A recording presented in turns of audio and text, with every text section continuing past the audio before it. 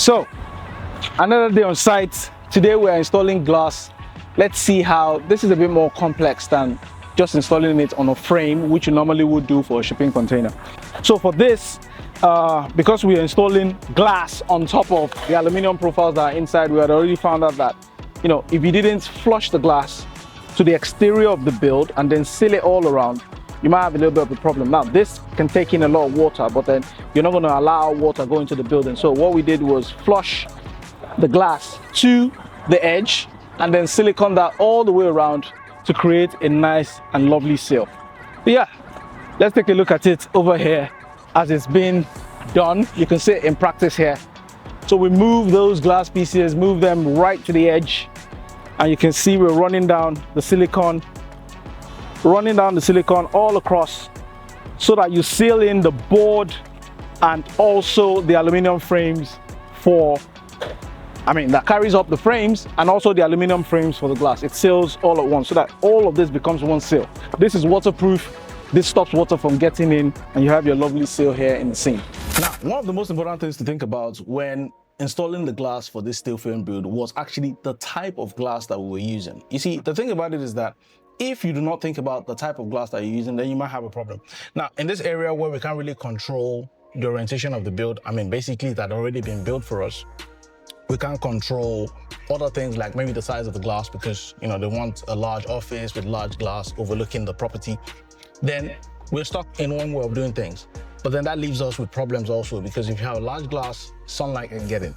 So when it comes to the type of glass we're using reflective glass, and that just basically helps us to try and reflect some of that UV ray back outside. Number one, also gives some privacy inside the building. So basically trying to kill two birds with one stone.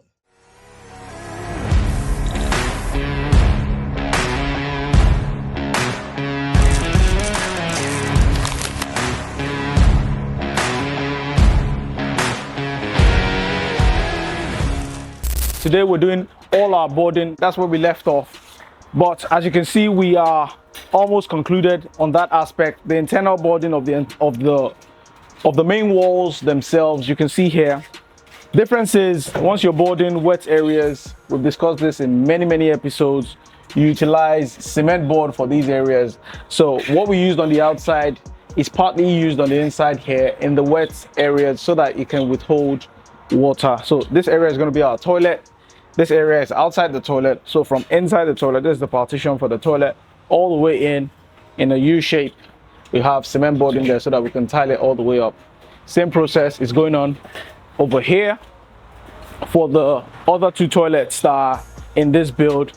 You can see how we're running the cement boards across the partition so that once our partition comes in here, we have a really nice, lovely area to tile this in a U shape.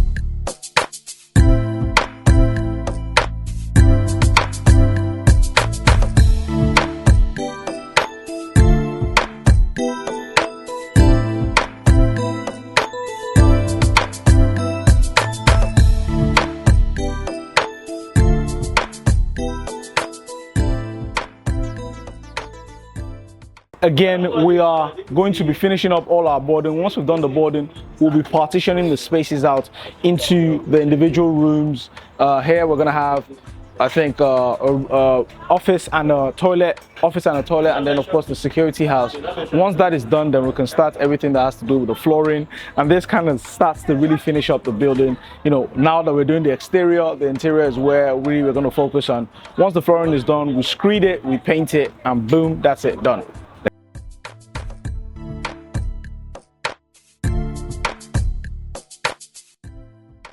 So today we have all our screening works going on. You can see right now we started to screed up our boards, joint treatments on the walls to ensure we have a nice clean feel all across. You can see the screed has gone on here. You can see the ceilings. Screeders are currently working right now on that.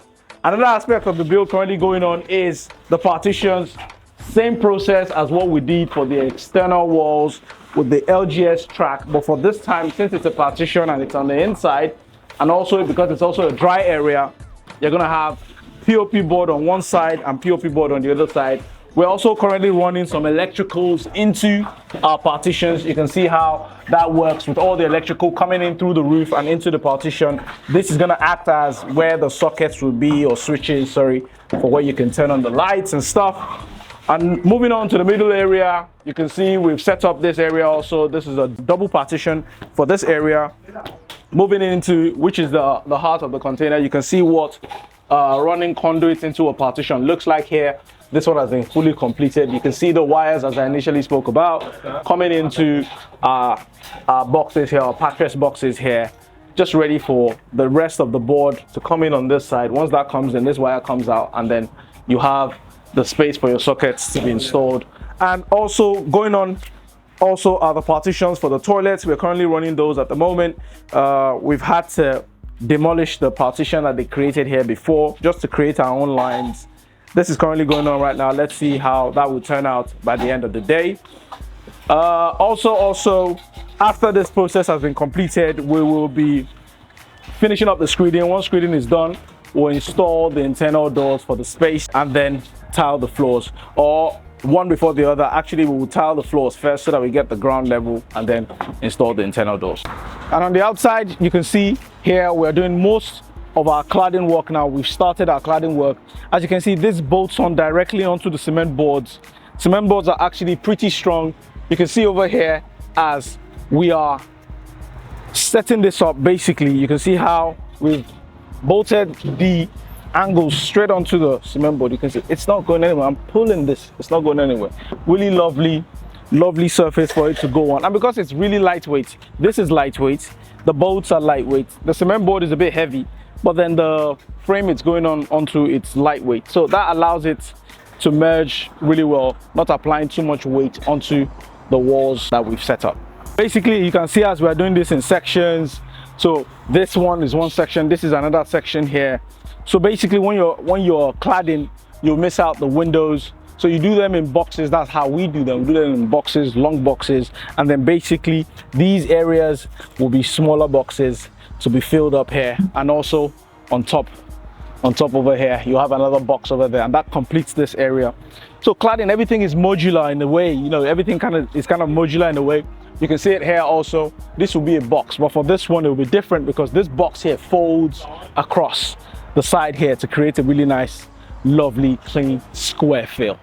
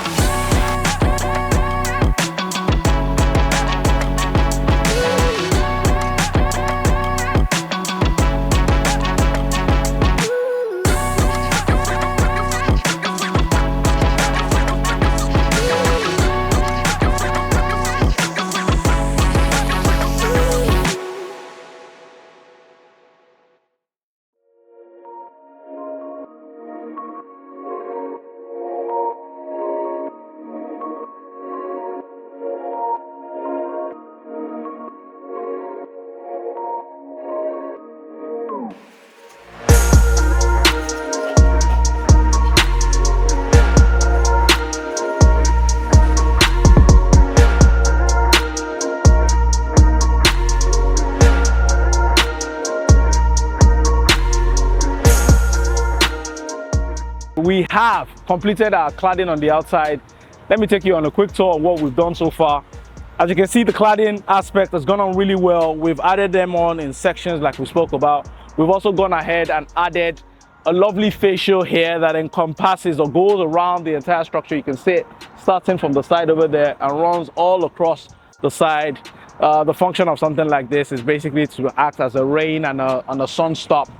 You can see that acting out really well here. You can see the sun is really high up and you can see the shadow being casted by the awning over here, and this helps to effectively increase the effectiveness of your building really. So that's gone on really well. The spacing has come out really well. I think that once we take out the wrap, it's going to turn out really dope.